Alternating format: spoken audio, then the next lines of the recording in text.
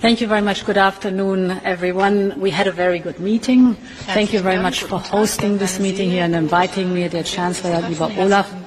I was glad to be here to mark the 10th anniversary of the Berlin process. First of all, it was an occasion to look back on a decade of progress with our Western Balkan partners, because the Berlin process has always been the advocate, the architect and the anchor of a solid bond between us. And we thank you for that. A lot has changed, of course, in 10 years. Times of conflict, wars and turmoil have brought new awareness inside the European Union.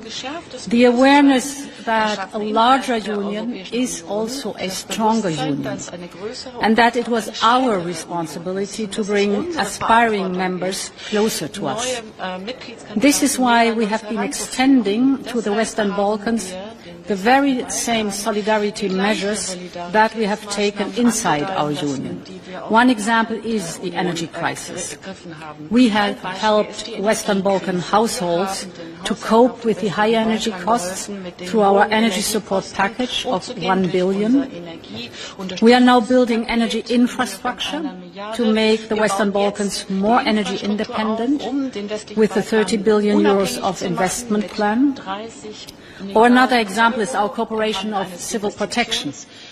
We all have fought the wildfires of this summer and the recent floods in Bosnia and Herzegovina side by side. And all this practical cooperation has run in parallel with progress on the European path. And this brings me to my second point. It was not the case 10 years ago. But today, enlargement is very much at the top of our agenda. When we are looking towards the future, we are looking at a future where all 6 Western Balkan partners are part of our European Union. To get there, I believe we must draw on the lessons of the 2004 enlargement. The first precondition is alignment with our core European values, the respect for democracy and the rule of law. And the second precondition is early economic integration. And this is why the Berlin process plays a key role. It has always been the driving force behind regional economic integration. And so the Berlin process became the promoter of the common regional market, the Western Balkan 6th common regional market.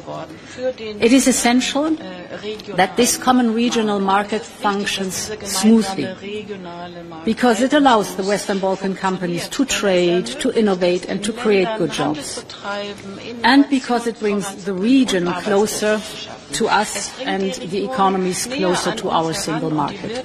So I very much welcome the agreement found last week with the CEFTA, at the CEFTA level. I welcome in particular that restrictions on exports from Serbia to Kosovo will be lifted.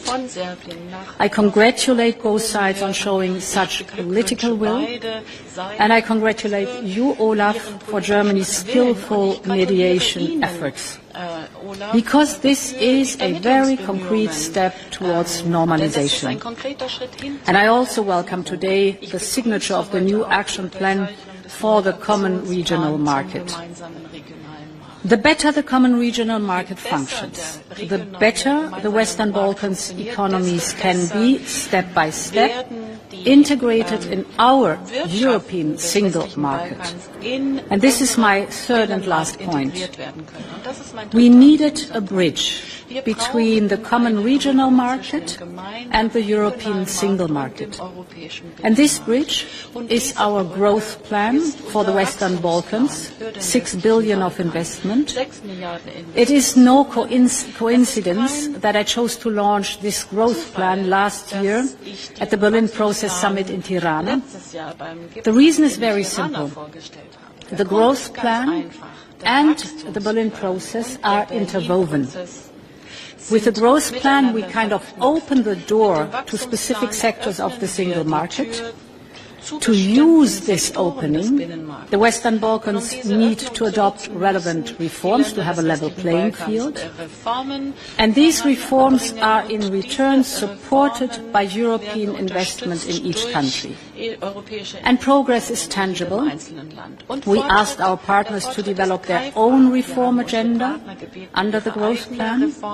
Today I'm pleased to report that 5 out of 6 reform agendas will be adopted this week, and this means that payments of 6 billion euros in total of the growth plan can start flowing before the end of the year. This would never have been possible without the Berlin process. So the hard work of the Berlin process is a success story. It is a windy road. We are moving forward, but we are moving forward, and many thanks again for hosting the Berlin process here today.